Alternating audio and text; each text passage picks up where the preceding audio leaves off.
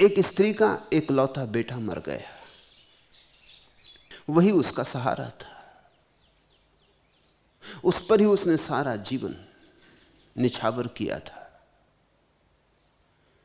उसके दुख का कोई पारावार न था।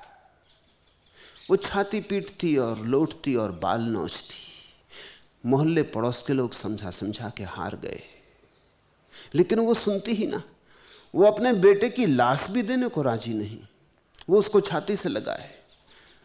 उसे आशा है कि कोई चमत्कार हो जाएगा। उसे आशा है कि उसकी पीड़ा, उसका दर्द, उसके आंसू भगवान समझेगा। उसकी पुकार कहीं तो सुनाई पड़ेगी, कहीं तो न्याय होगा। उसने सुन रखा है कि उसके दरबार में देर है, अंधेर नहीं। तो वो छोड़ने को राजी नहीं है। वो उस बेटे की लाश को लेके घूमती है। वो एक क्षण को छोड़ती नहीं, रात सोती नहीं कि कोई उसकी लाश को जला ना दे। तब तो लोगों ने समझा कि वो पागल हो गई। कोई उपाय न था। गांव में बुद्ध का आगमन हुआ था तो लोगों ने कहा, ऐसा कर, अगर तू सोचती है कि चमत्कार हो सकता है तो इस बेटे को लेकर बुद्ध के पास चली जा। इससे बड़ा और क्या सौभाग्य होगा। जाके बुद्ध के चरणों में इस बेटे को रख दे। अगर हो सकता है जीवन पुनः तो हो जाएगा। गांव के लोग तो जानते थे ये होगा नहीं, ये कभी हुआ नहीं, लेकिन शायद बुद्ध के पास जाने से इसे कुछ समझ आ जाए। वो गई।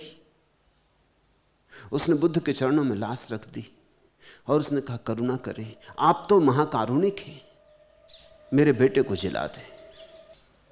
बुद्ध ने कहा, ठीक, तू एक काम कर, गांव में चली जा और ऐसे घर से सरसों के बीज मांग ला जिस घर में कोई कभी मरा ना हो।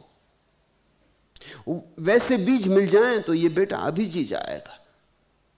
उस स्त्री के तो आंसू सब तिरोहित हो गए। वो तो नाच उठी। उसने कहा, ये मैं अभी लाती हूं, ये कोई बड़ी बात नहीं है।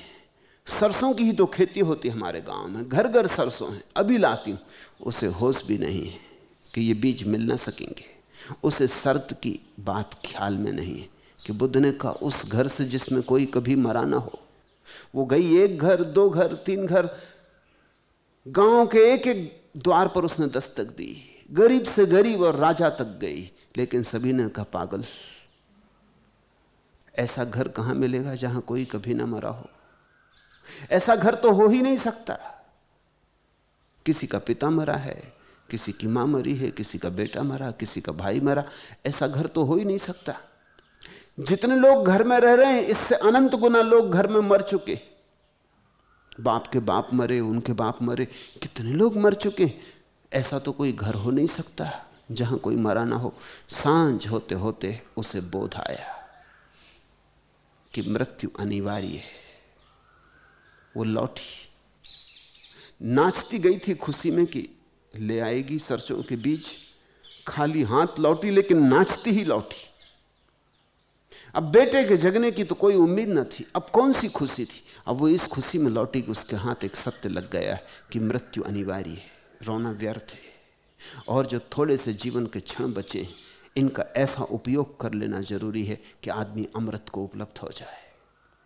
इस देह में तो मृत्यु घटेगी, उसको खोज लेना जरूरी है जहां मृत्यु ना घटती हो।